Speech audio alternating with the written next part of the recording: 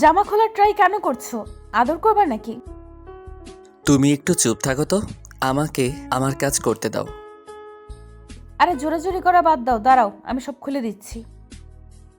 আচ্ছা, আমি বুঝি না সবসময় কি তোমার ইচ্ছাতেই হবে নাকি আমার কি একটু ইচ্ছা করে না? আমি তো তোমার ভালোর জন্যই বললাম, তোমার কষ্ট করার দরকার নেই, আমি সব খুলে দেই। আমি আজকে মন ভরে তোমাকে আদর করব, তুমি কোনো কথা বলবে না। হ্যাঁ, আমিও তো চাই আজকে আমরা অজানা সুখে হারিয়ে যাব। সব ঠিক আছে, কিন্তু আজকে রুমের লাইটটা অফ হবে না। যা দুষ্টু, আমার লজ্জা করে না বুঝি? তারপর সারা রাত আকাশ নিজের মতো করে তারাকে আদর করে। তারাও অজানা সুখের দেশে হারিয়ে যায়। আকাশ ওর জীবনে হঠাৎ করে আসে, তারাকে প্রচণ্ড রকমের ভালোবাসে। আকাশকে তারাও অনেক ভালোবাসে। দুজন দুজনকে এক নজর দেখা ছাড়া যেন দিন কাটে না। পরের দিন বিকাল বেলা। তারা, তারা, কোথায় তুমি?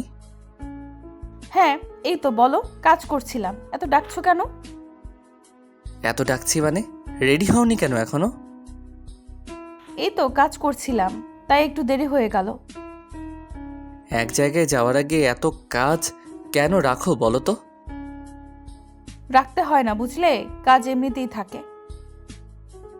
এবার একটু দয়া করে রেডি হয়ে এসে আমায় উদ্ধার করো, যেতে হবে তো। রাগ করছো কেন আকাশ? বলছি তো একটু কাজ ছিল তাই। না, আমি তো খুব খুশি হয়ে আছি, চলো এবার। এইভাবে বকলে কিন্তু আমি যাব না বলে দিলাম। মানে আমি কি রাখতেও পারবো না? আজব তো, কতদিন ধরে একটু বের হবার ফুরসত খুঁজছি, যাও পেলাম, তাতেও তুমি দেরি করে বসে আছো। আর আমি রাগলেও আবার আমারই দোষ, আমাকে সারেন্ডার করতে হবে। তারা এক কোণে দাঁড়িয়ে দাঁত দিয়ে ঠোঁট চেপে ধরে কাঁদছে। আকাশ এক নাগাড়ে কথাগুলো বলে একটু থামে।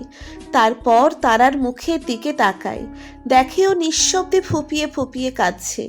ওর চোখে জল দেখে স্তম্ভিত হয়ে যায় নিজেই। বুঝতে পারে রাগে উত্তেজিত হয়ে এমন ব্যবহার করা উচিত হয়নি ওর। অপরাধ বোধ হতে থাকে ভেতরে ভেতরে। আকাশ এবার তারার কাছে এগিয়ে যায়, আলতো করে হাত বাড়িয়ে জড়িয়ে ধরে নিজের কাছে নিয়ে আসে তারাকে। তারা ওর উষ্ণ আদরণীয় ছোঁয়া পেয়ে এবার একটু শব্দ করেই কেঁদে ফেলে। আকাশ বুঝতে পারে একটু বেশি বেশি হয়ে গেছে এবার, আর তা আদর করেই পোষাতে হবে। তাই শান্ত গলায় বলল, তারা, ওঠো, দেরি হচ্ছে তো। তারা কোনো জবাব দিচ্ছে না। আকাশের বাহু ডোরে লুকিয়ে তখনও চোখের জল মুছছে।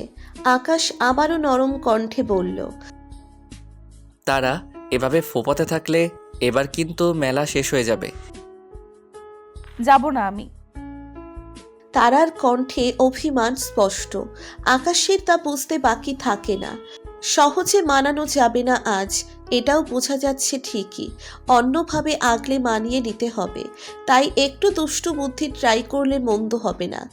আকাশ বলে, যেতে বলছি কই, আমি তো বললাম উঠে পড়ো। তোমার যেহেতু কাজ আছে, আমি তবে একাই যাব ভাবছি, তুমি কাজ সেরে নাও। তারা এবার রেগে যায় আকাশের কথা শুনে। এমনিই রাগ দেখিয়ে বকা দিয়ে কষ্ট দিল, তার উপর আবার মান না ভাঙিয়ে একাই যাওয়ার পরিকল্পনা করে ফেলেছে। বাহ, তারা এক ছটকায় আকাশের কাছ থেকে ছাড়িয়ে নেয় নিজেকে। তারপর বলে, তুমি যাবে? হুম, যাব তো। আমাকে রেখে যাবে? তোমার তো কাজ আছে বললে, দেরিও হলো, আবার কাজ বাকি রয়েছে, থাক, সমস্যা নেই। আকাশ, আবার কাঁদাবে আমাকে? ও মা, কেন কাঁদাবো? কাঁদাবো না তো। তাহলে আমাকে না নিয়ে কি করে যাওয়ার কথা ভাবছো? কি করবো বলো, আজকের দিনটার অপেক্ষা করি বছরের বাকি 364 দিন ধরে, কারণ এদিনেই যে প্রথম সুখ তারাকে পেয়েছিলাম। তাই এই দিনটাকে আমি কোনো কর্মব্যস্ততা আর গতানুগতিক নিয়মাদির মাঝে পিষ্ট করে হারাতে চাই না।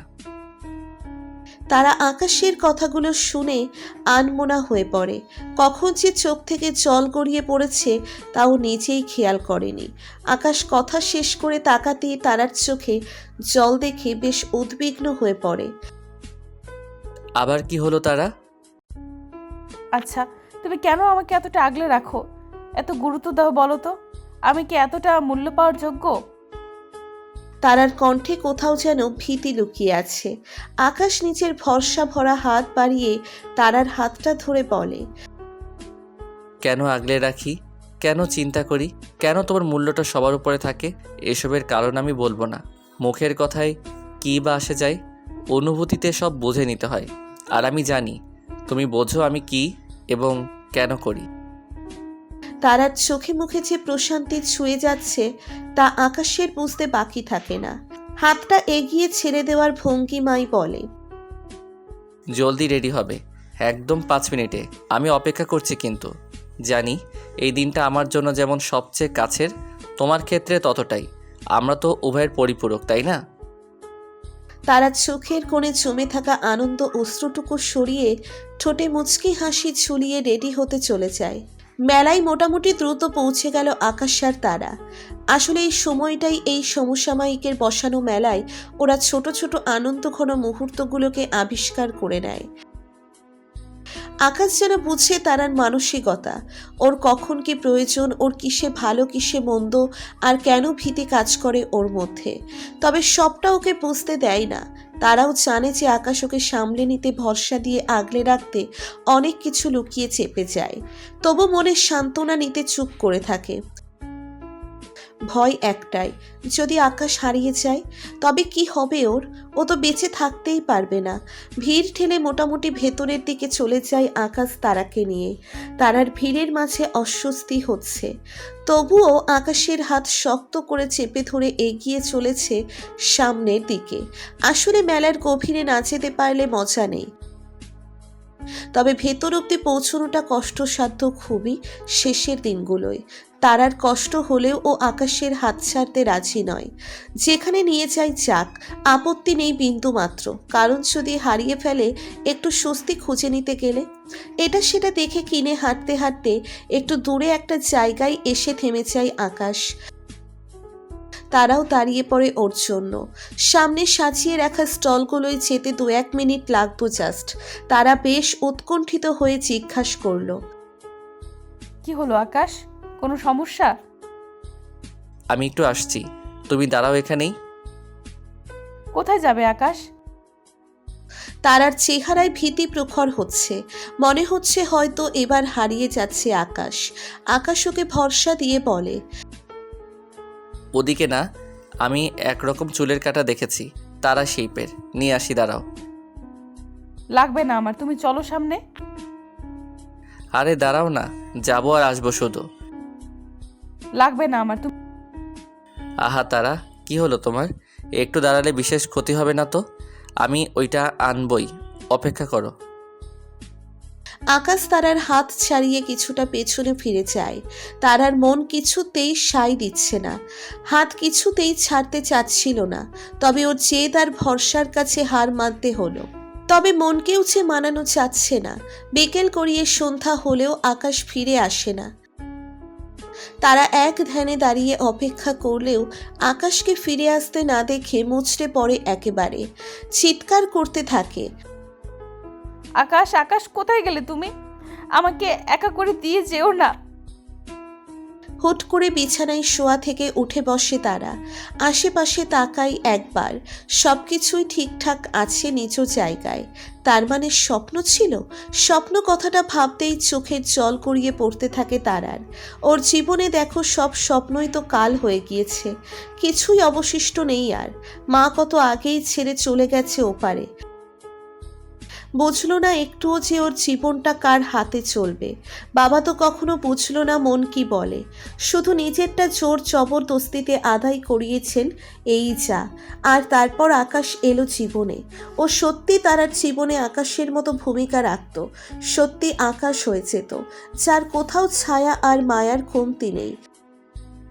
তবে শেষটা ভিন্ন হলো যে আকাশের অস্তিত্ব পৃথিবী থেকে কখনো উঠে না গেলেও এই আকাশ যে হারিয়ে গেল তাও হুট করে।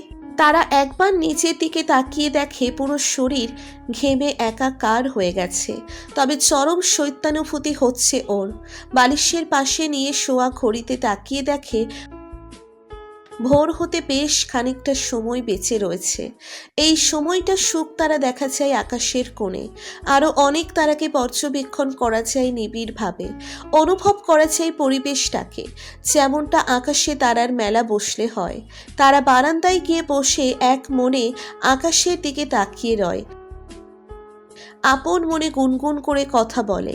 আসলে মনে মনে অনেক কথাই বলা হয় এভাবে রোজ, তবে বাস্তবে আকাশ ওর জন্যই নয় তা ভাবলে নিজের অস্তিত্বকে বিলীন করে দিতে ইচ্ছে হয়।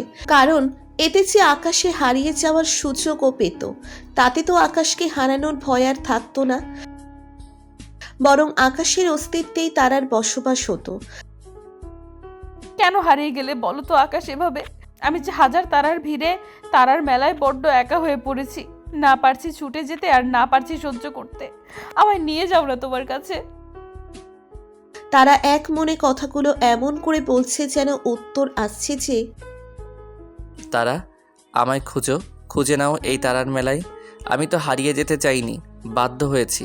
তুমি এসে আমায় খুঁজে নাও, ছুঁয়ে দাও, দেখবে একত্রে হারিয়ে ফিরবো তারার মেলায়।